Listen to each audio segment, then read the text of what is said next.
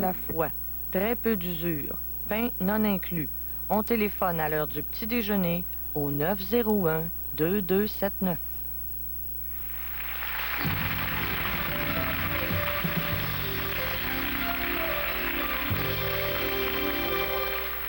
Voici maintenant les informations. Votre lecteur, Hugues Hogg, en remplacement de Louise Arcan, atteinte de varices.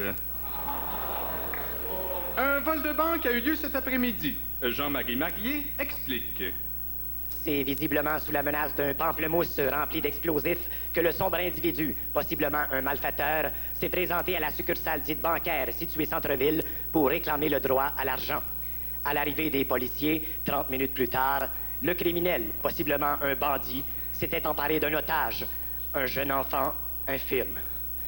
La force constabulaire a sommé l'Apache de se rendre en tirant un coup de semonce qui l'a malencontreusement atteint à la hauteur du front. Incapable de déclencher son engin de mort, le criminel s'est écroulé, relâchant de son étreinte le jeune Mongol à peine pubère.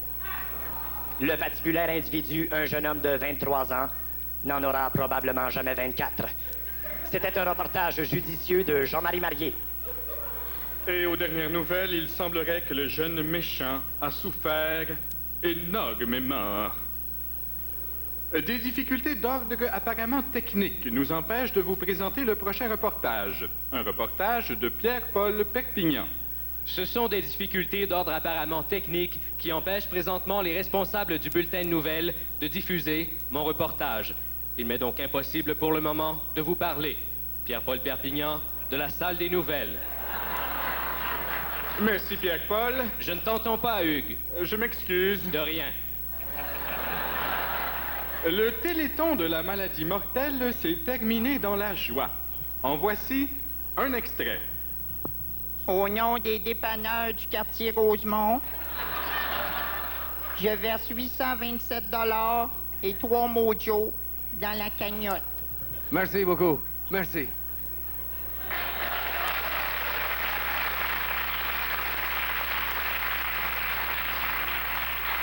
Une autre tragédie aérienne cet après-midi, cette fois-ci au Moyen-Orient. Notre correspondant est sur les lieux.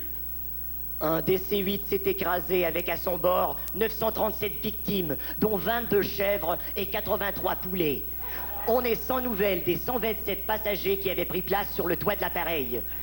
Didier Clafouty pour Radio-Canada, c'est ça, oui. Quant à lui, notre reporter Steve Côté est à Beyrouth. Ici Steve Côté à Beyrouth. De retour au pays...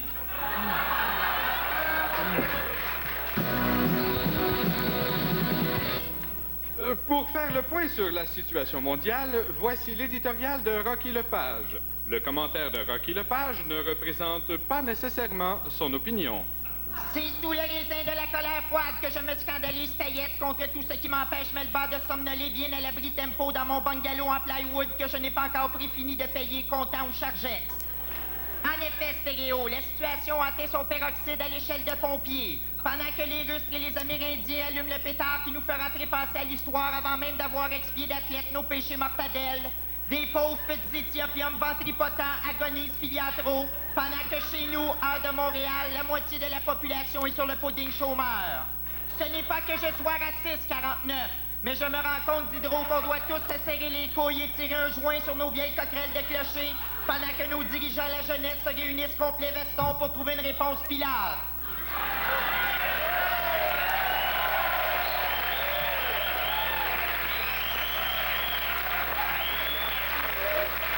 Quoi qu'il en soit, Dentaire, je ne peux formuler que des vœux pieds, mais de grâce de Monaco, sauvons de la destruction unitotale la ribambelle de progéniture qui sont le fruit de nos entrailles bénies. C'était Rocky Lepage. C'est quoi mon commentaire au juste? Merci, Rocky.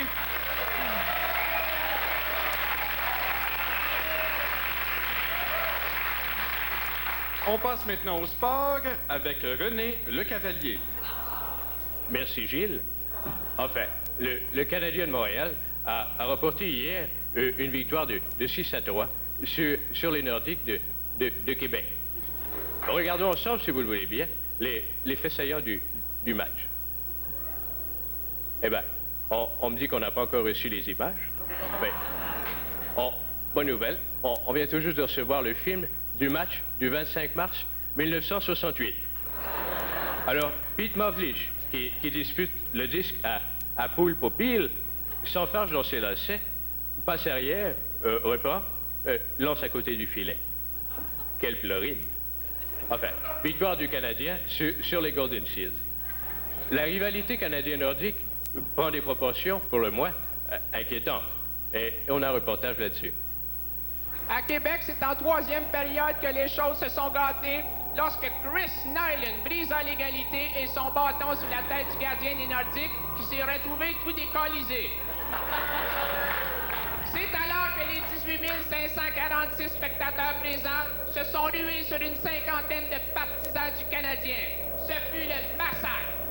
Plusieurs partisans du tricolore ont juré vengeance. En ce moment même, M. Roméo Gauthier de la rue Garnier, les employés de la quincaillerie Gilbert et une bande de motards, les Popeyes de Sorel, sont en route vers le Colisée de Québec. Richard Z. Sirois en route vers Québec. Eh ben, merci, Gilles.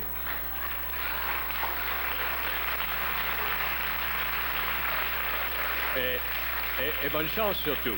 Enfin, voici en terminant le commentaire sportif de Richard Bordelot. Bob Trudel. Bob Trudel des Bébites de Rimouski. Bob Trudel dont la moyenne défensive se chiffrait à moins 64 jusqu'à hier. Le joueur médiocre, hué, conspué, méprisé, la femmelette du hockey bantam. On le reléguait déjà aux oubliettes.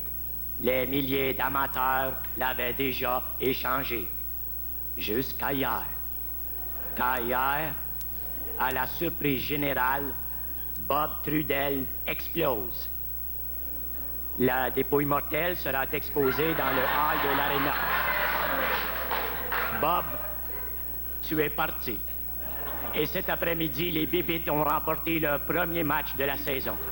C'est le meilleur coup de ta carrière. Merci, Bob. Merci, Bob. Merci, Gilles. Eh bien, c'est tout pour aujourd'hui. Un rappel des manchettes. Banque, difficulté Téléthon Moyen-Orient, Beyrouth, Québec. Bob, bonsoir. T'es gauche, pas